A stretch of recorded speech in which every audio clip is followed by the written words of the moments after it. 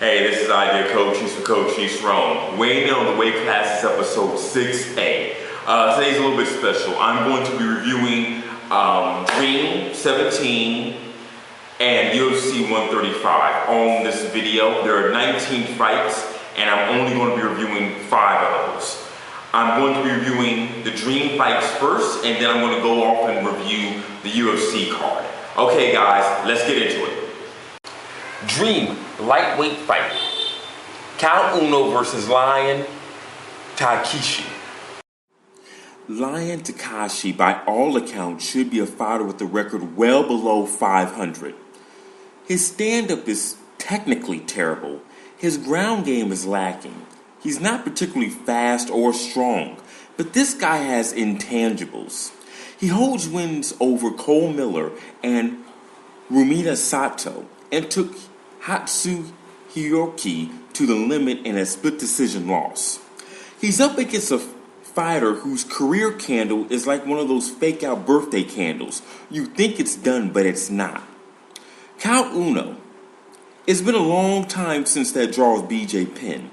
However, he's only been finished 2 times since 2005. He's extremely difficult to finish. His raw speed is still there, but his reaction time has decreased as expected.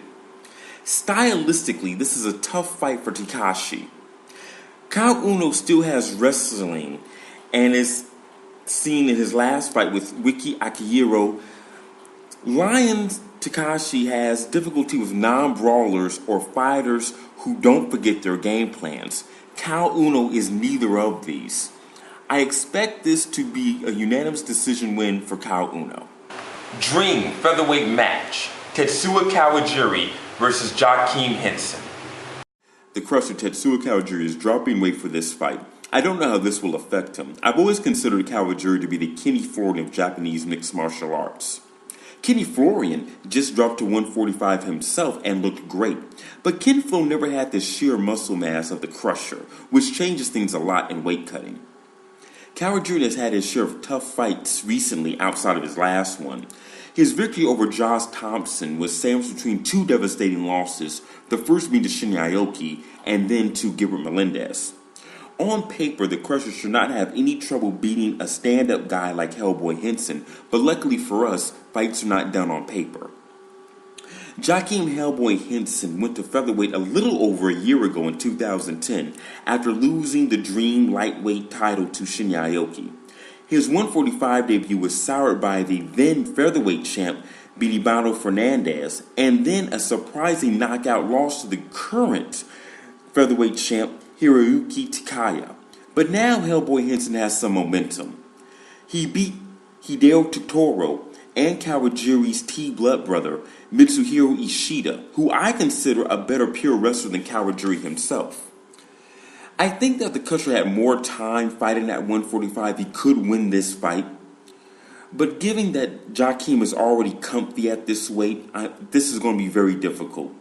This fight can go either way and should be the co-main event. I'm looking forward to this on the Dream card. But I have to lean towards Hellboy Henson in a decision fight. Dream lightweight fight. Shinya Aoki versus Rob McCullough. Razor Rob is an excellent stand-up striker that some may know from the now absorbed WEC. There are some Dream promos on YouTube showcasing Aoki actually working on a stand-up in Singapore. No matter what training Shinya Aoki does at this point, it won't match up to Razor Rob's stand-up. However, he can now mask his takedown much better if people fear being popped by him or being peppered by his punches. Aoki's greatest asset is that he can take people down by kind of gluing himself onto his opponents. This fight will go like this. Aoki will display some striking, then find out it's not his game, then take Razor Rob down and sub him.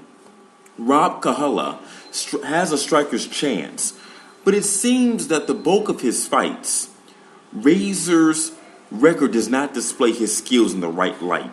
It's not because he's diminishing as a fighter or that his level of competition has changed that much in recent years. It just seems like he's becoming predictable to his opponents. I see this fight laying out no later than a second round sub for Shinya Aoki. Okay, moving from Dream, we're now walking into the UFC. UFC lightweight match. Nate Diaz versus Takanori Gomi. In a fight that I've been looking forward to ever since the Fireball Kid signed with the UFC, Gomi will be taking on Nate Diaz. Takanori Gomi is perhaps the greatest fighter not to have any defense of any kind. He takes strikes on the chin knowingly, has terrible submission defense, but has somehow been able to put the lightweight division on the map. Nate Diaz is in a perplexed situation, not so much with his opponent, but what the internal factors are in his own camp. With his older brother having issues with not only the UFC boss, but being put out of the main event, fighting GSP in a couple events from this one, to Jake Shields' father dying, and Jake Shields suffering his first KO loss in his career. I think this is the change of the guard for the Cesar Gracie camp. This is much like the Shooto Box and Brazilian top team issues that took place in 2007. Right now, the momentum is not in Nate Diaz's favor. However, he is a good submission artist, and Takanori Gomi does have issues with people who can transition from submission to submission. However, if there's any sort of brain fart or lack of judgment on Nate Diaz's part, I feel that Takanori Gomi will get the knockout win. UFC Light Heavyweight Championship match. The challenger, Quentin Rampage Jackson, versus the champion, John Bones Jones. And really one of the only intriguing fights on this card, which is actually a good thing since it's the main event. Quentin Rampage Jackson will be vying for the title of John Bones Jones in the light heavyweight division. John Jones, the champ, still has two huge question marks on him. One, his cardio has been suspect ever since the Stephan Bonner fight, the fight which made him famous in the UFC. And secondly, his chin. Until the Shogun fight, Bones Jones has had some favorable matchups and has never been put in danger. John Jones played it safe with Shogun, who later stated that John Jones has serious power, which I don't doubt at all. On the surface, this fight should be an easy ass-kicking win for John Jones. But there are some untouched factors here. Going back to the cardio issue, Quentin Rampage Jackson, who has had motivational issues ever since his Pride days, has never had cardio issues and is actually a more explosive fighter as the fight goes on.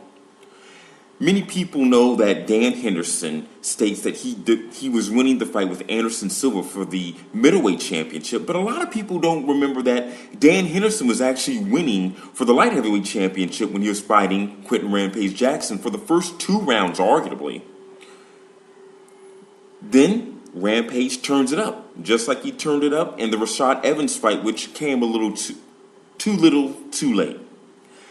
I feel that over time, Rampage's power will catch up with John Jones' cardio and allow him to become, once again, the UFC light heavyweight champion of the world. Alright, here's the thing. Once this Fox deal goes down officially with the UFC, everything has to change. I feel that this UFC card should be free. There's a couple of things I want to say about it first.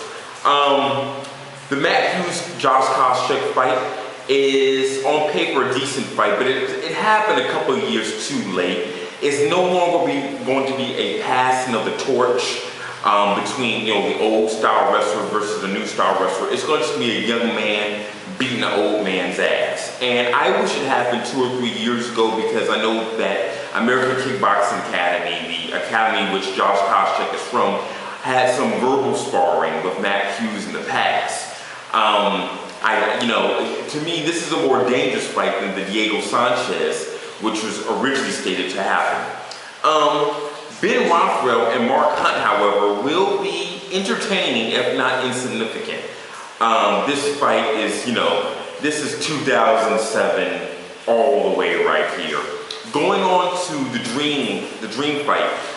This card here has a lot of star power in terms of the international market.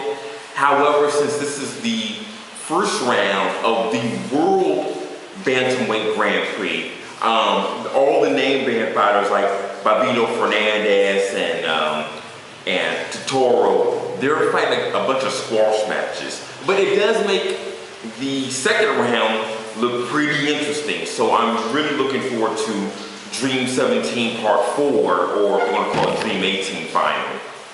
One thing I'm very excited for about the Dream event personally is that in 2008, everyone was talking about the rise of Eddie Alvarez and the lightweight division. That took place in Dream. But on the same side, with an organization that has a far worse PR system, Sengoku, there's another guy named Kitaoka who actually rose to the ranks in the lightweight division very fast. He also kind of dropped out pretty quickly too. He's a leg lock specialist that defeated 4 opponents in under 10 minutes of fighting time. One of those opponents being Takanori Dome.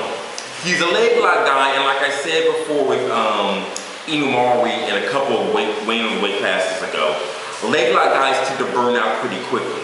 Kitaoka, after winning the belt, lost